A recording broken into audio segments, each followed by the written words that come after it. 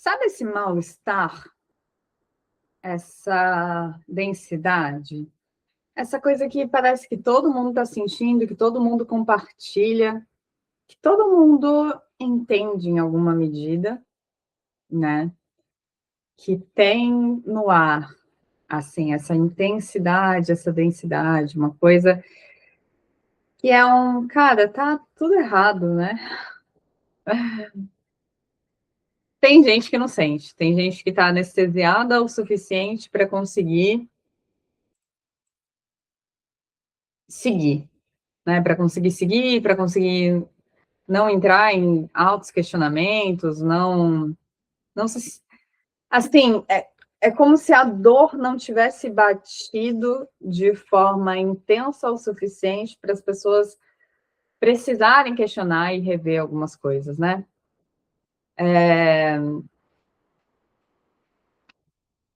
E é louco porque, como a gente vive num sistema em que as coisas funcionam de uma forma meio escondida, meio como ninguém te explicou quando você estava na escola como as coisas funcionavam, né? Não é interesse do sistema educacional, do sistema em nenhuma esfera, te dar, de fato, as ferramentas que te trariam a capacidade de olhar para ele de fora de maneira crítica, de maneira reflexiva, né? Então, a gente fica preso nesse lugar em que rola meio que um gaslighting, sabe? Porque a gente sente que tem alguma coisa muito errada, mas tá todo mundo fingindo que tá tudo bem e tentando, sei lá,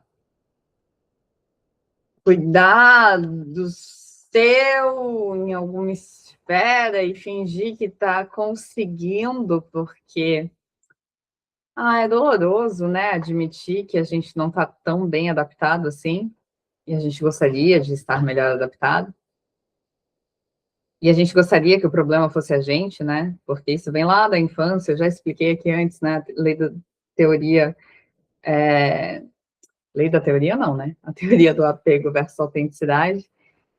Então, a gente gostaria muito de pertencer, né? E muitas vezes a gente não vai achar que existe algo de errado com o externo, né? Com as autoridades que nos cercam. Que antes era nossa mãe e nosso pai, hoje é governo, estrutura, enfim. Ou até a gente vai entender que a gente tem alguns problemas estruturais, né? Tipo desigualdade, né? Concentração de riqueza, mas a gente não consegue muitas vezes nomear com clareza o que faz as coisas ficarem assim.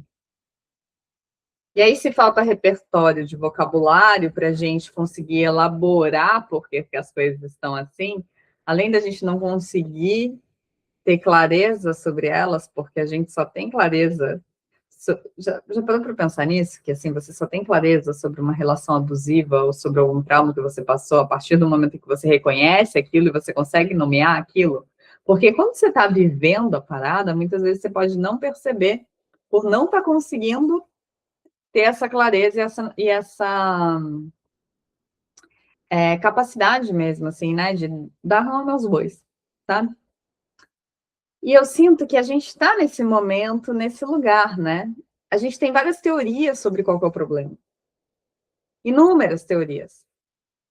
A esquerda vai falar que é a direita vai falar que é a esquerda, a galera que defende os animais vai falar que é o fato da gente estar comendo carne, que é o agro, a galera que, sei lá, tipo, existem muitas pautas, né? Existem muitas pautas para apontar qual que é o problema e para tentar trazer culpados, né? Para tentar elaborar e entender por que a gente está tão ferrado.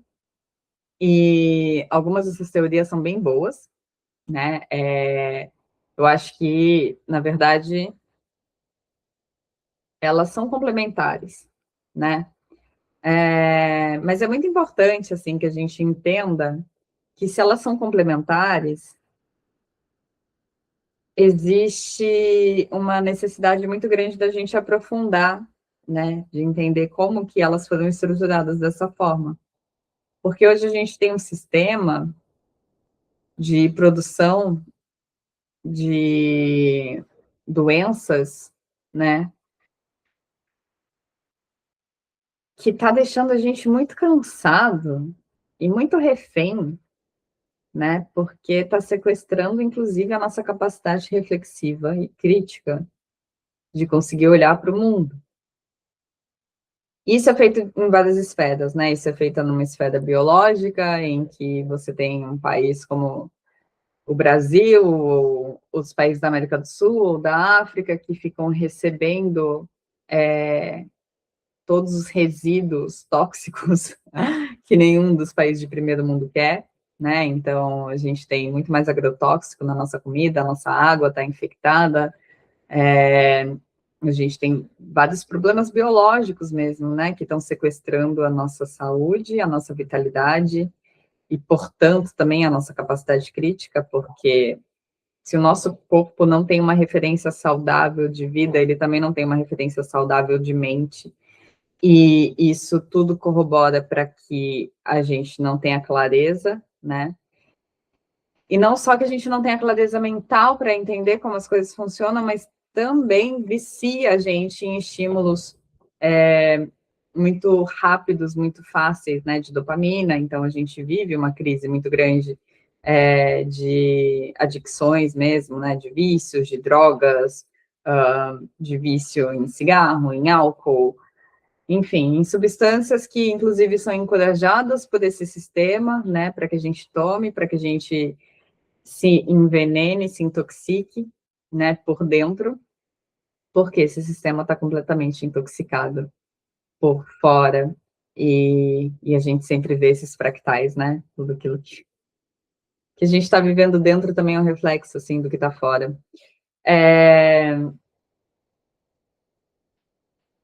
Só que dentro dessas discussões e desse mal-estar que a gente tem, e desse grande estímulo para que a gente pense na vida muito a curto prazo, existe um estímulo inconsciente que nem todas as pessoas conseguem falar, ou não conseguiram perceber ainda, que é o estímulo de uma vida de consumo cada vez mais rápido, cada vez mais plástico, né? As nossas coisas, os nossos bens não duram mais, a gente tem produtos com obsolescência programada, né? E é isso, assim, as relações estão líquidas, os nossos bens estão líquidos, está tudo muito descartável, né? Tudo muito descartável. Parece que a gente perdeu a referência daquilo que é sólido,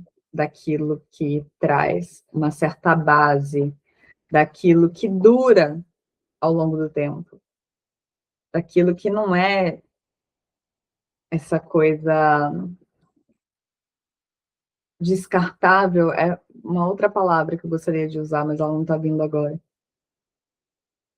E pelos meus estudos, né, um dos motivos pelo qual a gente está vivendo essa crise, e aí essa crise ela leva para uma série de outras crises, né? A gente está ansioso, a gente está deprimido. Eu que perdi a minha mãe para depressão, sei bem como funciona esse mecanismo de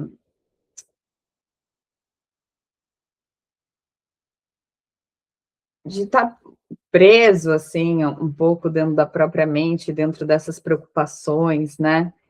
E essas preocupações que não vêm só de dentro, que elas vêm de fora também, porque é isso, porque existem pessoas que estão em graus de vulnerabilidade muito altos mesmo, e isso vai afetar a sua saúde mental, não tem como não afetar.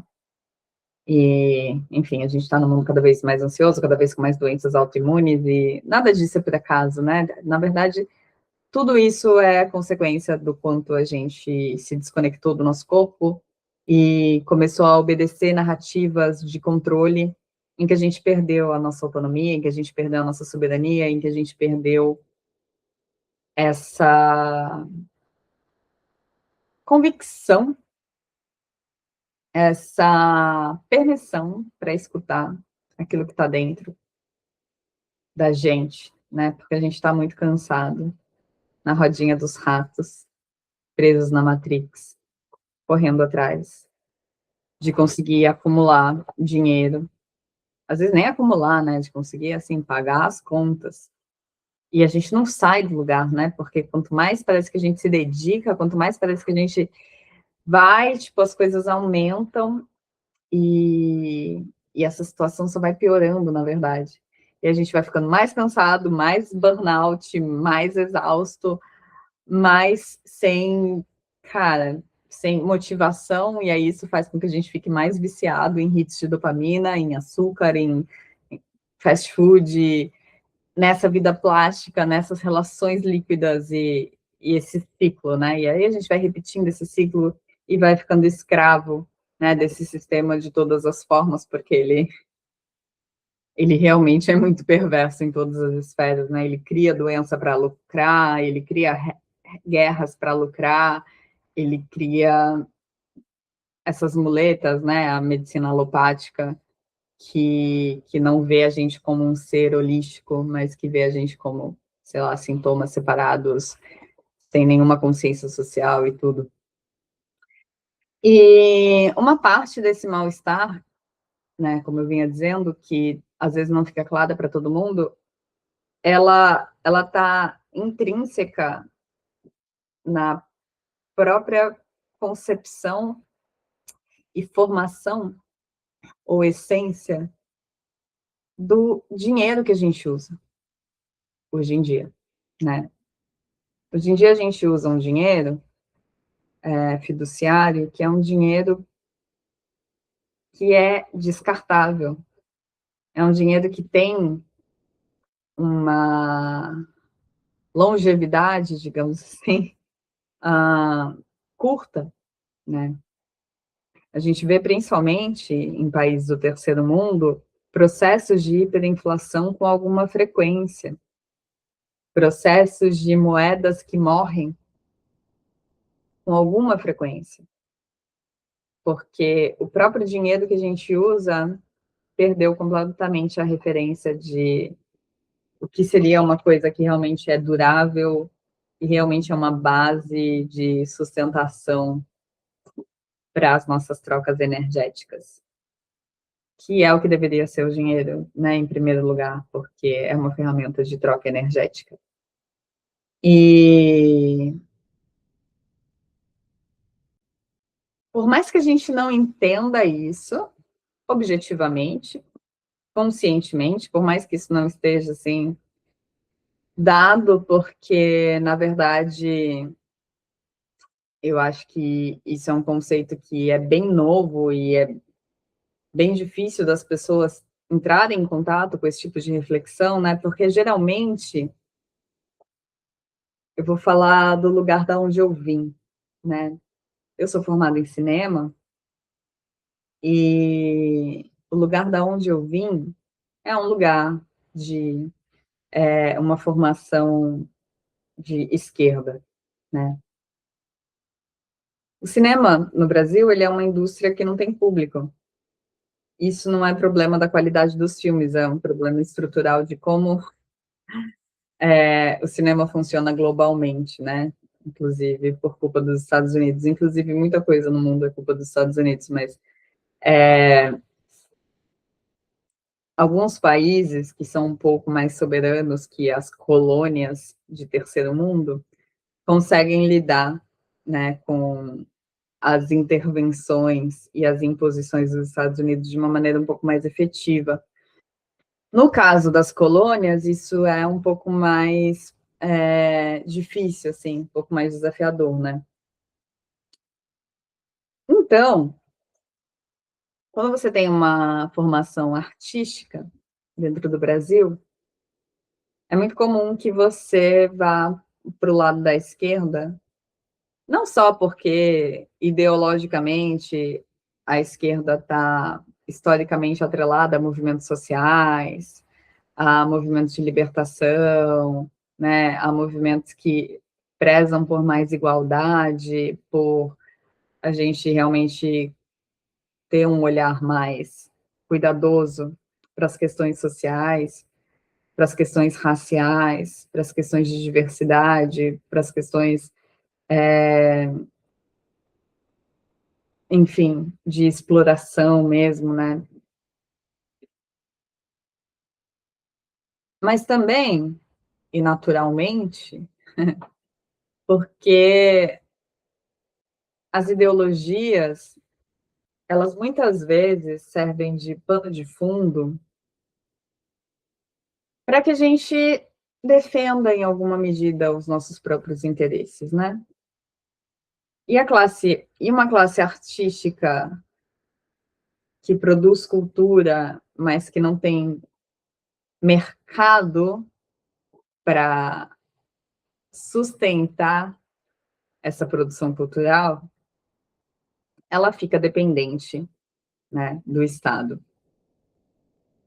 E aí, esse vínculo de necessidade de proteção e, enfim, eu não sei como que resolve também essa equação, honestamente, mas é um vínculo também de interesse. Isso é uma coisa que eu acho que é natural e não deveria nem ser polêmico, né? A gente tratar as coisas com esse tipo de transparência. Mas eu que vim desse lugar, me acostumei com a ideia de que o problema do mundo era essa noção de capitalismo perversa, né, de exploração dos recursos naturais para obtenção de lucro de maneira completamente irresponsável e com uma criação de concentração de riqueza completamente sem noção e desumana, né? E que, dentro dessa concepção, se o problema é do capitalismo e a burguesia, né, os amigos do rei, a elite e tal, a gente precisava tirar poder dessa elite, dando esse poder para o Estado. Eu demorei muito tempo da minha vida para entender que não tem tanto a ver assim com a parte ideológica, mas se você olhar para a estrutura do Estado, a verdade é que ele próprio é essa elite soberana que acaba se beneficiando de como o sistema funciona. Então, que não é tanto sobre lados ideológicos, mas mais sobre estruturas e deep state, né? E aquelas engrenagens que fazem com que o sistema permaneça de pé, independentemente da sigla e da posição ideológica que mediaticamente um partido se vende, porque você tem lobby, você tem as grandes corporações, você tem uma série de incentivos ali muito claros, né, para que as pessoas utilizem dos seus lugares e espaços de poder simplesmente para continuarem nesses espaços e não necessariamente para melhorar a vida das pessoas. Isso acontece em todas as alas políticas e são assuntos bem complicados, assim, né? Mas o que que acontece? Por que que essas coisas funcionam dessa forma? Essas coisas funcionam dessa forma não só por causa de posições ideológicas e porque empresários são malvados e querem lucro. Essas coisas funcionam dessa forma porque existe uma entidade muito relevante entre o capitalista e o estadista, que é quase como um intermediário dessa relação, que se beneficia se aquele governo for estadista, que se beneficia se aquele governo for neoliberal, que se beneficia se você concentra riqueza, que se beneficia se você cria uma guerra, que se beneficia se você passa por uma pandemia. Ele nunca perde. Essa entidade, ela nunca perde. Essa entidade, ela é soberana em cima de todos nós, né? E essa entidade se chama Banco Central. E ela foi criada de uma forma muito estranha, e não por acidente, para basicamente emprestar dinheiro para esse governo que não consegue se financiar simplesmente através dos impostos que ele arrecada. E a forma arbitrária que essa entidade é capaz de emitir, né, títulos, emitir dívida, acaba fazendo com que a moeda que a gente usa perca completamente essa característica de valor mesmo, de valor intrínseco, né?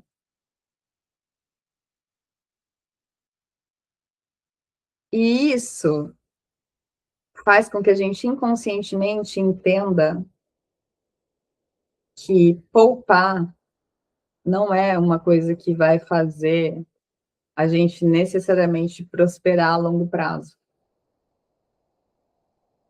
Então, é um dos estímulos que se acrescenta a todos esses outros, né, em que a gente vive numa sociedade cada vez mais rápida, em que a gente vive numa sociedade com hits de dopamina, e a gente está estressado, e a gente quer alívio imediato, e a gente está cada vez mais imediatista, e a gente está cada vez mais superficial, e a gente tem cada vez mais dificuldade, né, de lidar com coisas que são um pouco mais complexas, e com pensamentos de longo prazo, porque a gente não consegue mais, a tecnologia está avançando tanto que a gente não consegue nem imaginar mais a nossa vida. Tipo, depois de 2030 é absolutamente impossível a gente pensar onde que a gente vai estar. Mas toda essa sensação, ela faz parte, o que eu quero trazer é, existe uma camada que talvez ela seja um pouco mais invisível e corrobora para essa situação e para essa sensação, que é o fato do dinheiro ser emitido de forma arbitrária e isso criar uma série de desequilíbrios no sistema. A gente basear a nossa vida e todas as nossas trocas em um dinheiro que só existe por confiança e narrativa, porque é isso, você simplesmente conta uma história, o Cruzeiro não deu mais certo, aí você cria uma outra moeda e fala para as pessoas, olha, agora é esse aqui o dinheiro bom, e aquele ali é o dinheiro ruim, e esse aqui é o real, e toma aí. Só que é isso, né? Há 20 anos atrás, um real comprava muita coisa. Agora, às vezes eu vou no mercado, eu gasto R$ 100 em 2 sacolinhas. Como que isso acontece, né? E como que isso entra na nossa mente? Ainda que a gente não saiba entender como o sistema funciona, ainda que a gente não saiba entender o porquê, a gente sente essa sensação de tem algo muito errado, muito errado. Mas eu tô tão preso e eu fui tão condicionado a acreditar nas autoridades e a acreditar que essas autoridades do meu espectro político, que são boazinhas, é que vão resolver o problema através de, sei lá, arrecadar mais impostos. Essa parte é uma piada. É,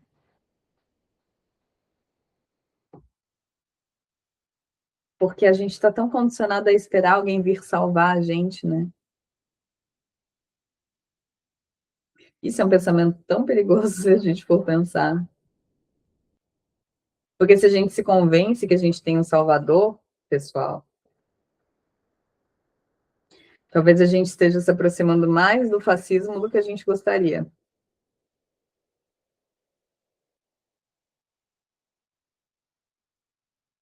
Não é uma pessoa, um espectro político que vai salvar a gente dessa situação. Porque se você baseia todo um sistema em uma ferramenta que não é descentralizada, que não é neutra, porque o dinheiro deveria ser, ele deveria ser uma ferramenta neutra. Você usa, você faz trocas energéticas e ele não tem dono, ideologia, senhor, né? Ele é só uma ferramenta, mas não é o caso do dinheiro que a gente tem hoje. Então, quando você não tem uma ferramenta neutra, você tem uma ferramenta que sempre vai beneficiar os amigos do rei, né? Que sempre vai ajudar a piorar o problema que a gente tem de concentração de riqueza. Isso não é uma coisa que se resolve através de sigla política. Isso não é uma coisa que se resolve com a gente implorando para o Estado ser maior e ter mais poder.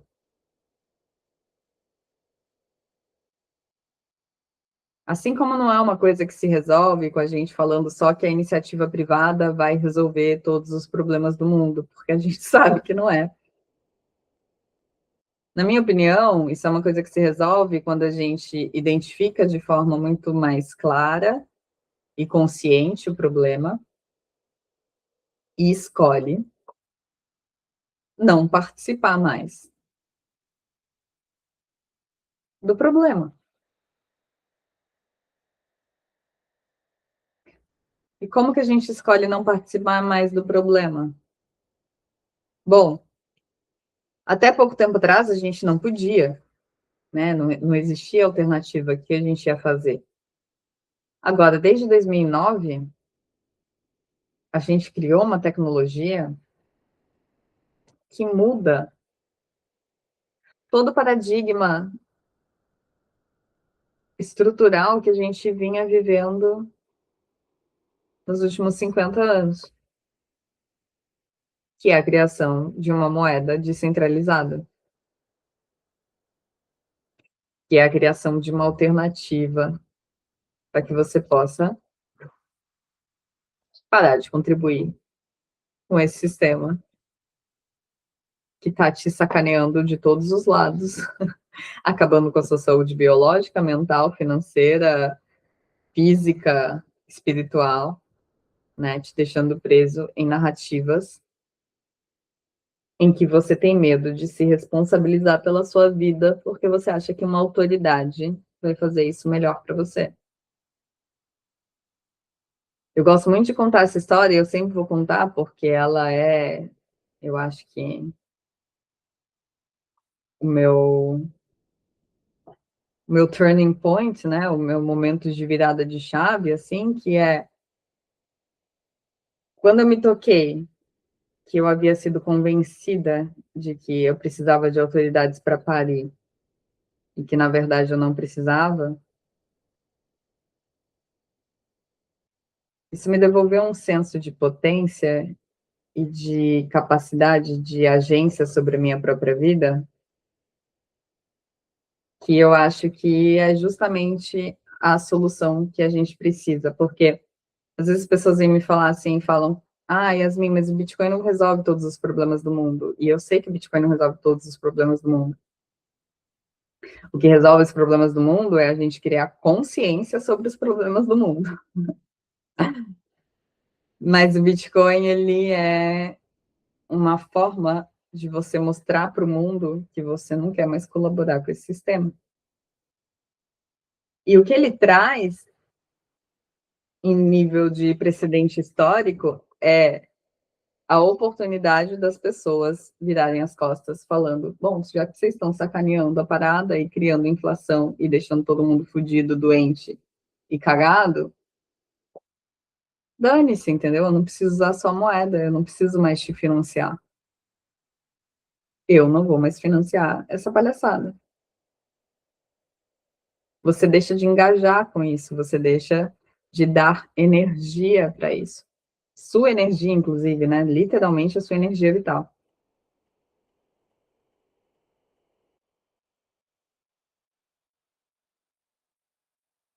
A importância da gente ter coragem de nomear quais são os verdadeiros problemas e não ficar culpando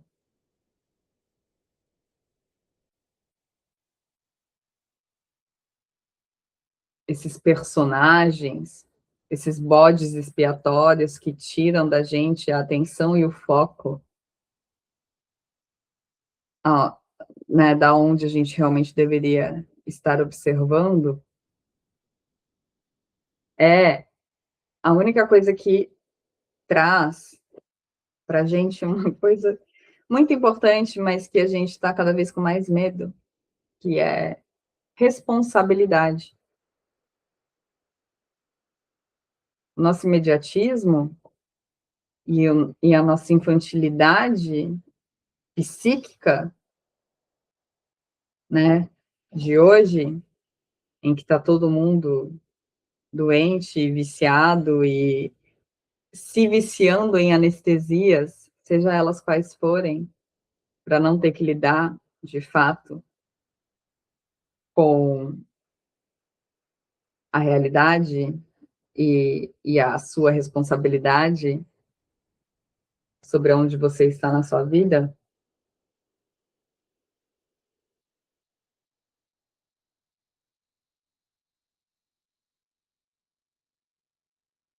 é esse tipo de distanciamento, de descolamento da realidade que faz com que a gente continue permitindo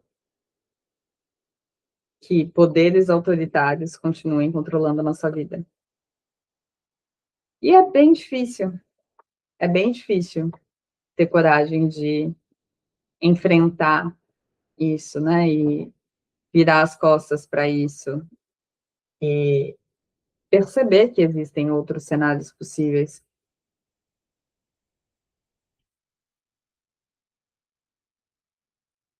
O Bitcoin ele traz uma mudança de paradigma porque ele traz uma opção.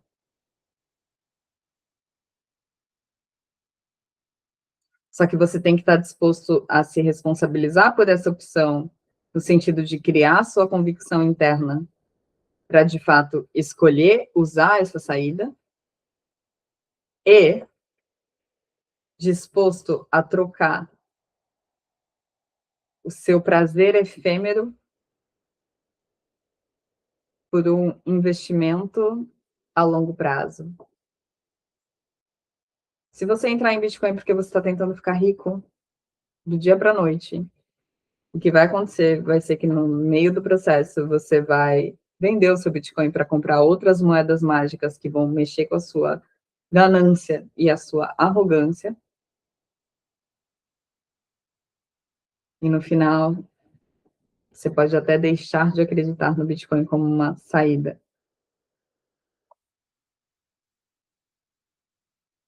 Eu já vi isso acontecendo muitas vezes. Mas se você for humilde o suficiente para entender que os jogos que valem a pena nessa vida são os jogos de longo prazo, e que apesar de todos os estímulos te puxando para o outro lado, é remar contra a maré que vai te fazer chegar em outros resultados que não sejam você empobrecer, ficar doente, tendo que tomar um remédio para atender um ideal de produtividade, para continuar trabalhando para um sistema que não te entrega qualidade de vida e só rouba a sua energia vital cada vez mais através de mais impostos e mais inflação, enquanto eles continuam se aproveitando de tudo isso,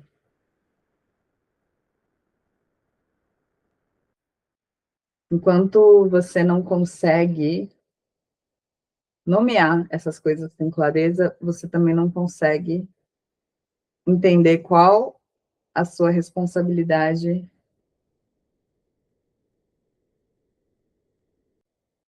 E qual as opções que você pode fazer na sua vida para mudar ela a longo prazo, ao invés de ficar esperando qual vai ser o líder político, seja de qual é o espectro que você acha que você defende, vir te salvar. E isso é amadurecimento psíquico. E é a única forma de você realmente viver a sua vida com autenticidade, do jeito que você quer, de forma soberana, é se você se responsabilizar por ela.